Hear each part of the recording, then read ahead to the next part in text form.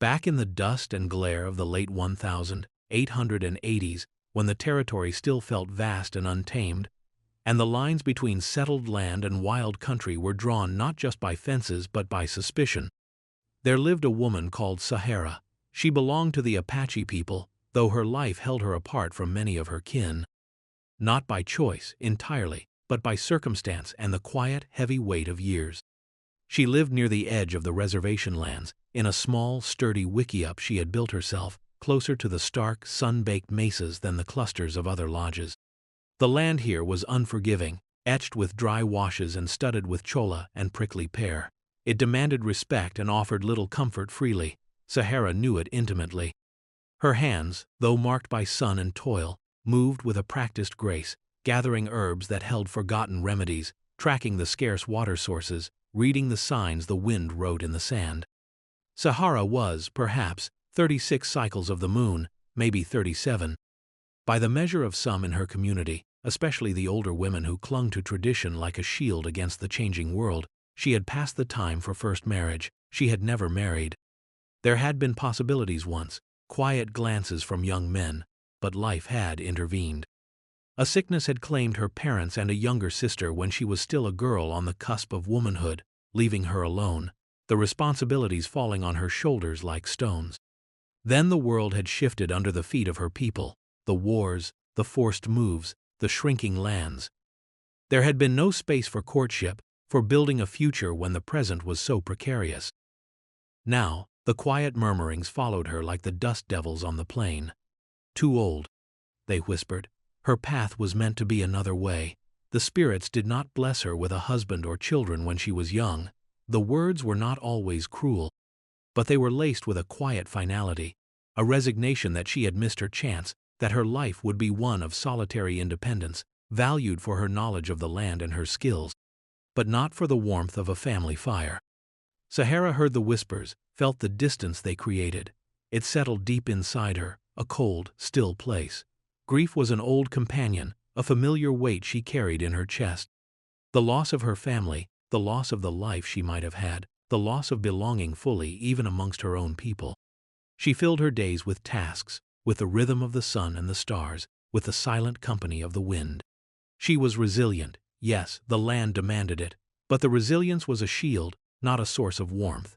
Loneliness was a constant, quiet hum beneath the surface of her solitude. Her life was a pattern, worn smooth by repetition and resignation. Miles away, across land that shimmered like a mirage in the heat, lived Caleb. He was 42 years old, a cowboy whose hands had long since lost the supple youth of his 20s, becoming calloused and strong, marked by rope burns and splinters. He wasn't a ranch owner of any size, just a man trying to scratch a living out of a small claim, a ramshackle cabin, and a few head of scrawny cattle. He'd drifted for years after the war, carrying scars that weren't all visible, trying to outrun memories that clung to him like the desert dust. Caleb was quiet to a fault, his face weathered into a landscape of its own, lines etched around his eyes from squinting into the sun and, perhaps, from sorrows he kept buried deep. He had known women, known companionship in passing, but nothing had ever taken root. He wasn't built for the easy sociability of towns or the complexities of settling down, not with the ghosts that rode his trail. He worked from sunup to sundown, his only companions the stubborn cattle, his weary horse, and the vast indifferent sky. Like Sahara, Caleb's life was defined by solitude, a self-imposed exile born of a weariness with the world and a quiet understanding that he didn't quite fit anywhere. He wasn't seeking anything, not really, just trying to exist, to make his small corner of the world manageable, to keep the past at bay through sheer physical exhaustion. His days bled into one another, a monotonous cycle of chores and silence, punctuated only by the lowing of the herd or the distant howl of a coyote. He carried his own form of grief, a silent acknowledgement of paths not taken, lives lost, a future he no longer believed was possible for a man like him. He was resigned, stoic, and alone. The land stretched between them, harsh and beautiful, a fitting stage for lives lived on the edge, isolated by circumstance and choice. It held its breath under the relentless sun, waiting. It happened near the dry wash, a place where the earth had split open like a wound, revealing layers of time in its steep banks.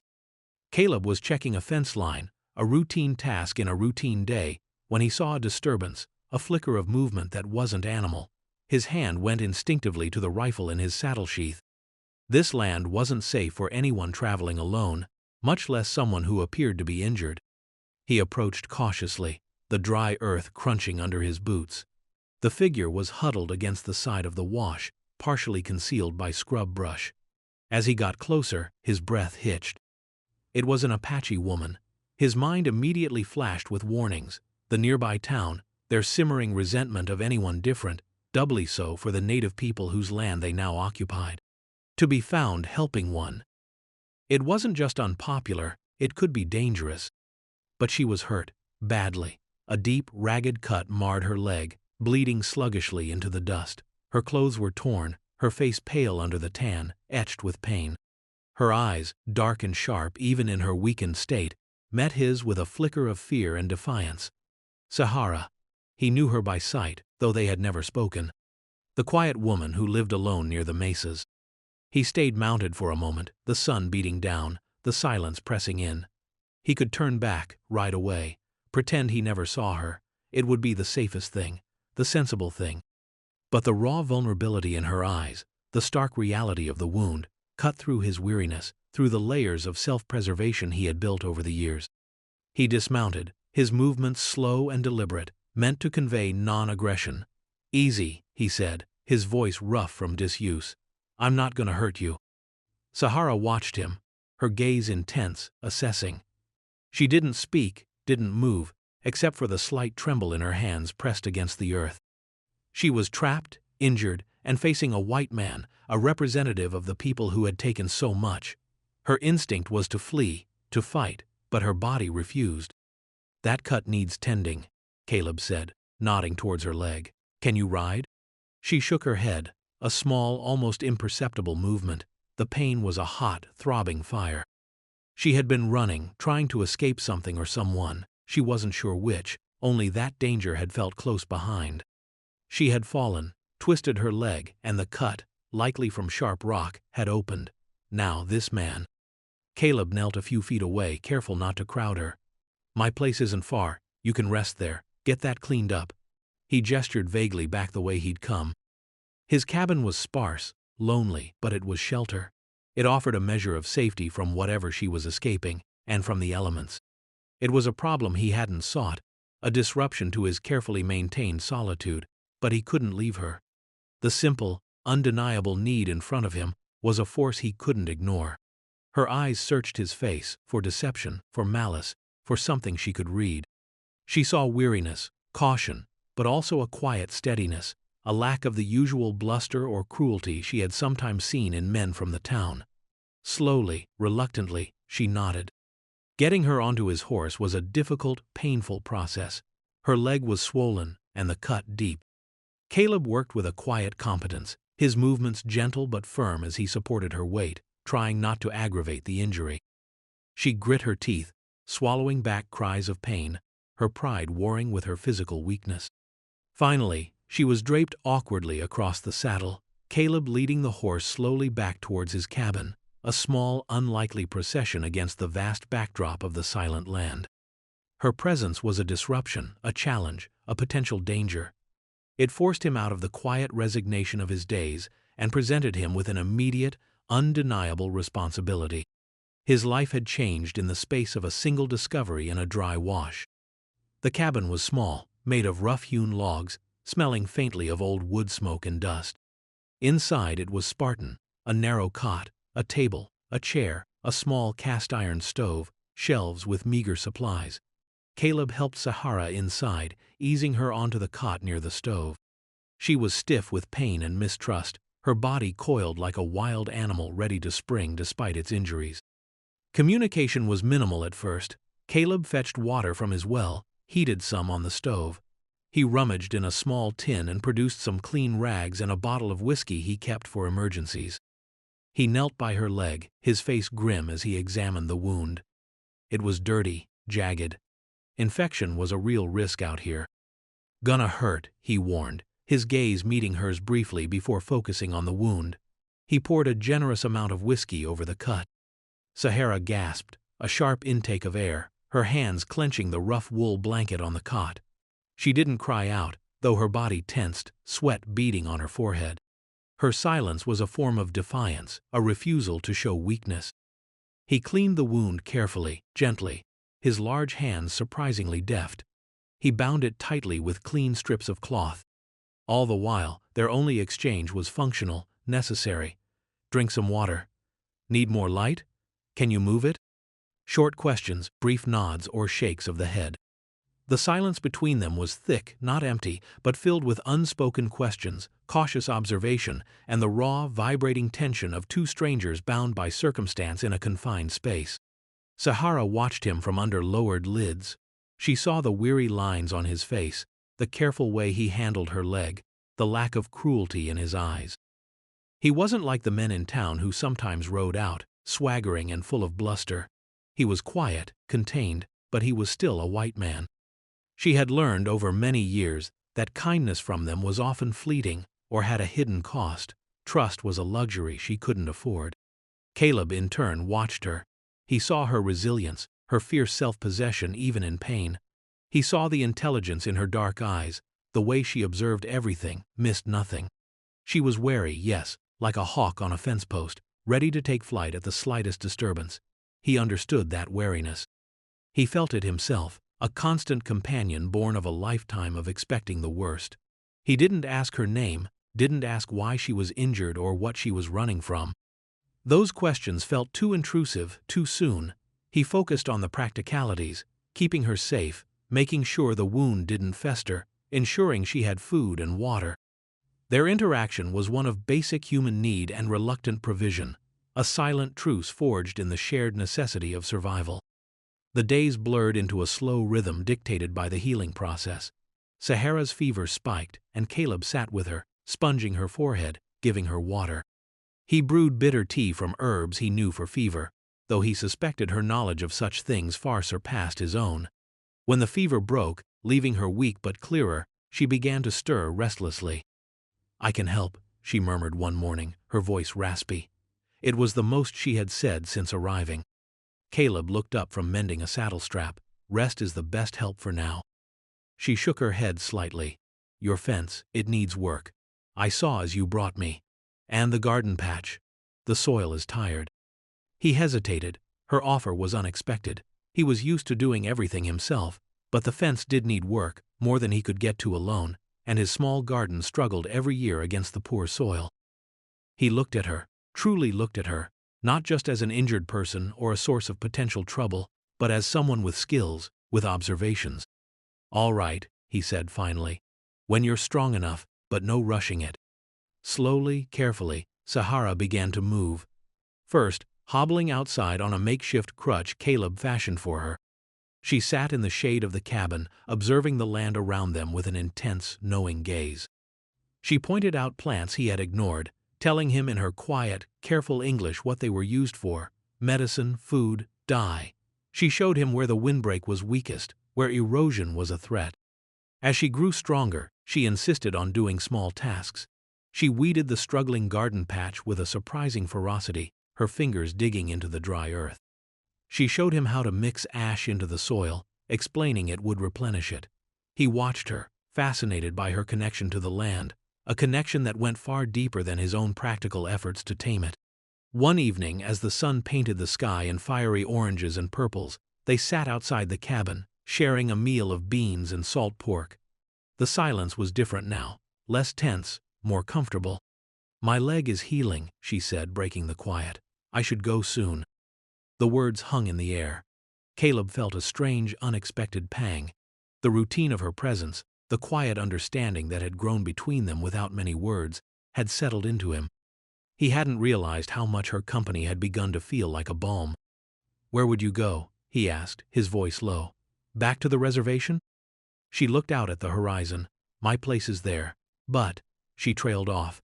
The silence spoke volumes, of the whispers, the isolation she faced even among her own. He nodded, understanding. "You can stay longer," he offered, "until you're fully healed. No need to rush into trouble, if that's what you were leaving." She looked at him then, her dark eyes steady. "Trouble finds me," she said simply. "Being who I am, being alone." That was the closest she had come to explaining. Alone, he knew that feeling. It was a language they both understood, spoken in the quiet spaces between them. He saw her not as an Apache woman, not as a problem, but as another soul navigating the relentless solitude of this world. He saw her strength, her quiet dignity, her deep well of knowledge. He saw past the judgments that others might place on her, the labels of outsider or too old. He simply saw Sahara. And perhaps she was beginning to see Caleb, the quiet man behind the weathered face, the unexpected kindness in his rough hands. Their shared experiences, born of necessity, were weaving a new pattern onto the worn fabric of their solitary lives. They weren't just coexisting, they were relying on each other, learning from each other, finding a quiet comfort in the shared rhythm of their days. The walls they had built around themselves, stone by stone, were beginning to show cracks, letting in the hesitant, fragile light of connection. The fragile peace they had found was not destined to last. The outside world, with its prejudices and fears, pressed in on their small, isolated haven. Word carried on the wind, or perhaps by a passing rider who had spotted smoke from Caleb's chimney and seen a figure that wasn't his, reached the nearby town. Rumors, like wildfire, spread quickly through the dusty streets. Caleb was harboring an Apache woman. The reaction was swift and ugly. The town, small and struggling, clung to its fears and resentments like a drowning man to driftwood. The Apache people were seen as a threat, as others, as less than. Any association with them was viewed with deep suspicion, especially by men like Brody, the self-appointed moral compass and loudest voice in the town saloon. Brody had lost a brother in a skirmish years ago, and nursed a bitter hatred that colored his every word and action concerning the native population. One afternoon, as Caleb and Sahara were working near the corral, mending a broken rail, 3 riders approached the cabin. Brody was at the front, flanked by 2 other men from town, their faces set in grim, self-righteous expressions. They pulled their horses to a stop, a respectful distance away, but their postures were aggressive, hands resting near rifle butts. Caleb straightened, dropping the hammer. Sahara moved instinctively closer to the cabin wall, her body language shifting back to the wary alertness of a cornered animal. The air crackled with unspoken tension.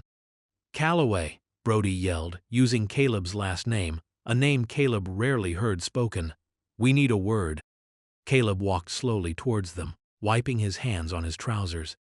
He stopped several yards away, forcing Brody to raise his voice if he wanted to be heard. "Afternoon, Brody. What is it?" "We hear you got company out here," Brody said, his eyes darting towards the cabin where Sahara stood, partially visible in the shadow. His voice was laced with accusation. "Got an injured traveler," Caleb replied evenly. "Woman needed help, I gave it." Brody scoffed. "An injured traveler? We hear it's an Apache woman, one of them." He spat the word out as if it tasted foul. "Ain't right, Calloway.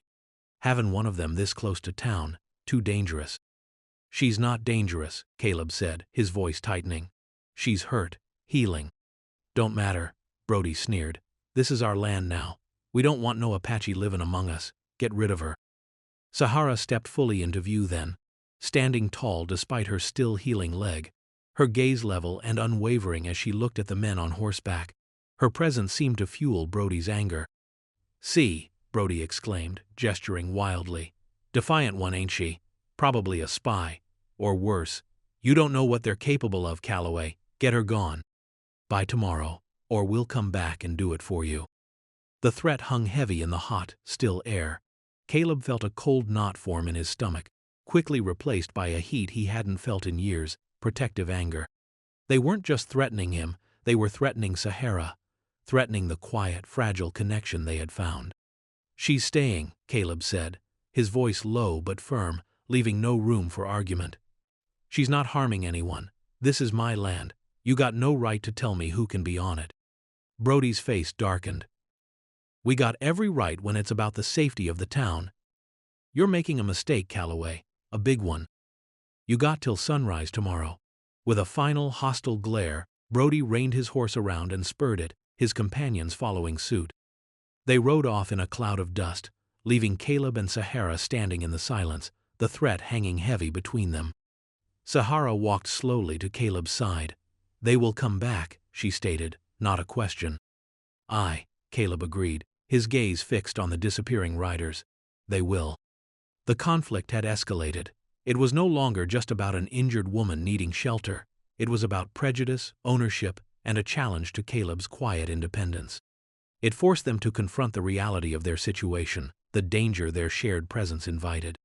It was a test of the tentative trust they had built, forcing them to choose, stand together against the storm, or retreat into their separate isolations. Neither spoke of parting. The choice, in that moment, felt already made. The stakes had been raised, pushing their hesitant connection toward something deeper, forged in the face of external threat. Night fell like a heavy blanket over the land. Inside the cabin, the single lamp cast long, dancing shadows. Caleb checked his rifle, cleaned his pistol. Sahara watched him, her expression unreadable. "You should leave," she said finally, her voice quiet. "This is my trouble. They target me." Caleb looked up from the rifle. "They target you because you're here.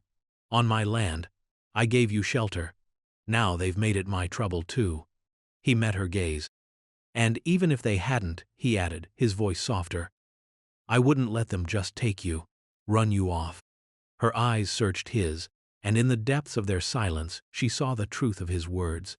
It wasn't just obligation anymore, it was something else, something new and unexpected. "I know this land," Sahara said, shifting the topic, her mind already turning to the problem at hand. "Better than they do. If they come in the dark, they will follow the road or the wash. They are predictable." Caleb nodded, listening intently.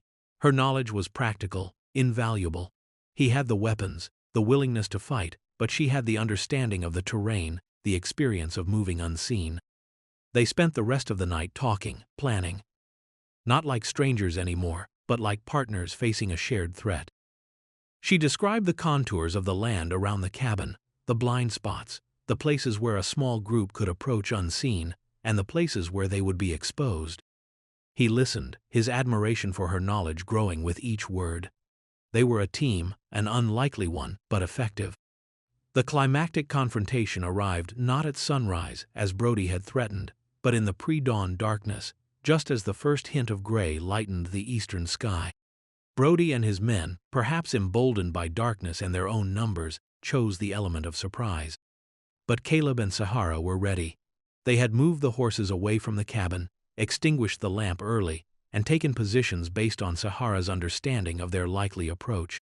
Caleb was near the front door, rifle in hand, while Sahara was positioned near the back, closer to the wash, blending into the shadows. They heard them first, the creak of saddle leather, the muffled thud of hooves on soft earth. 3 riders, just as Brody had arrived the day before.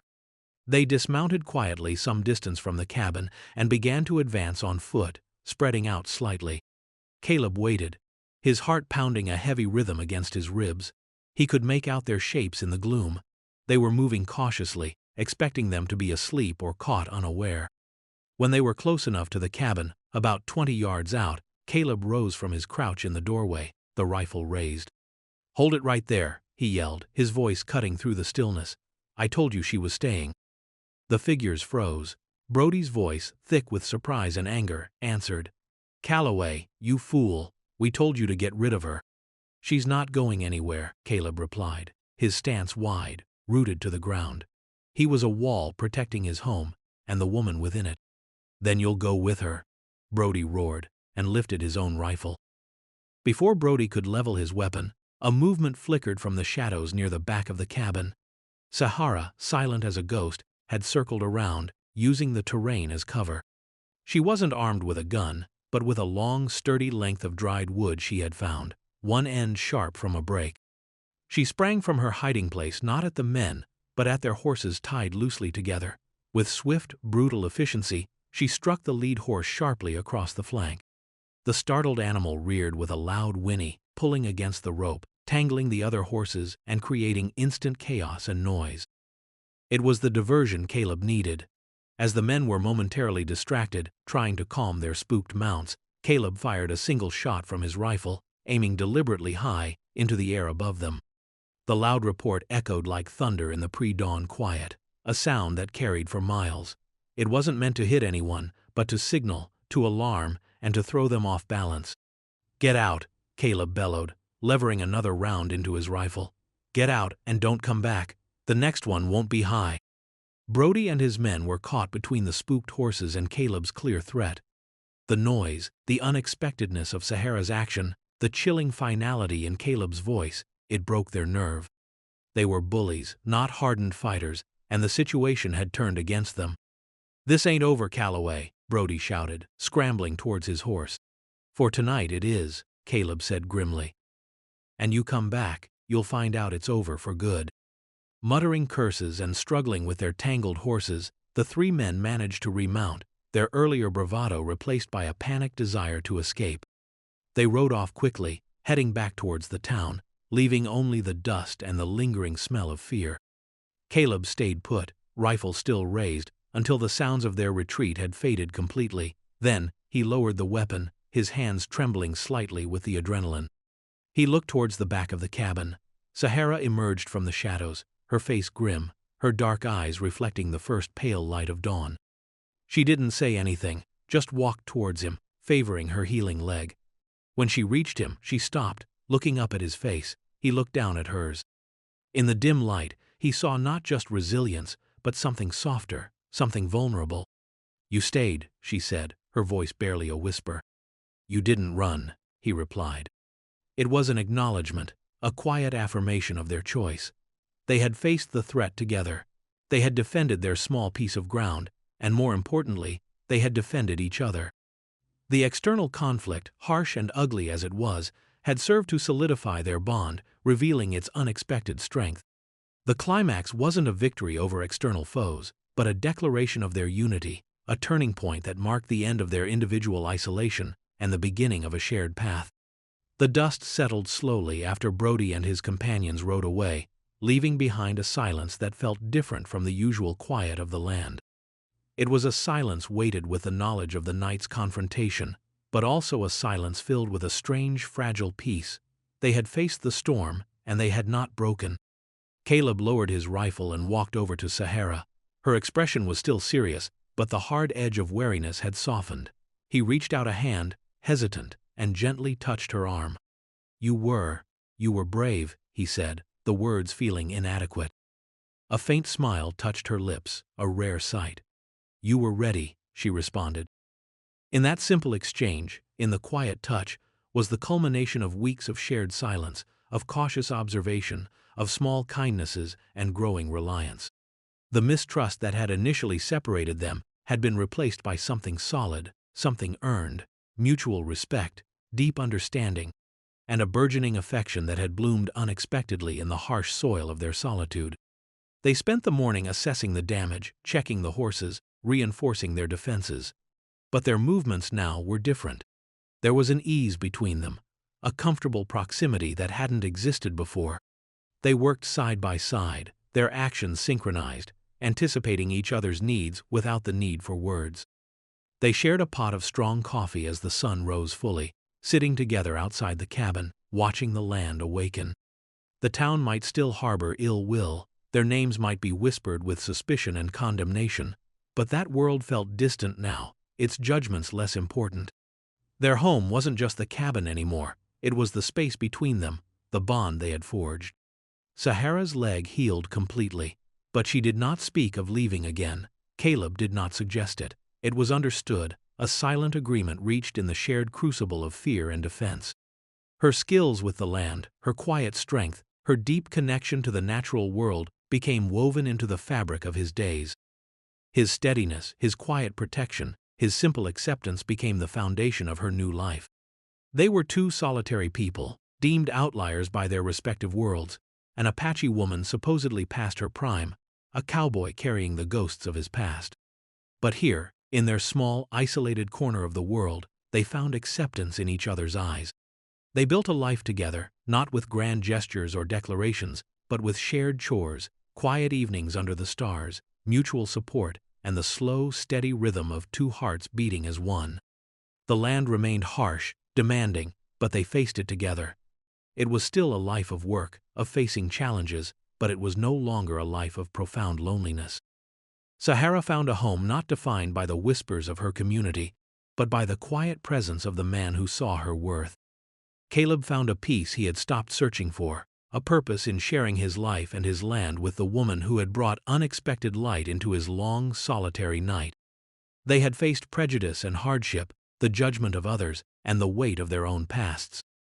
But through resilience, through the unexpected gift of finding each other, they had carved out a new existence, a testament to the truth that home isn't a place, but a connection, and that love and belonging can bloom in the most unlikely of circumstances, defying age, defying race, defying the narrow expectations of the world around them.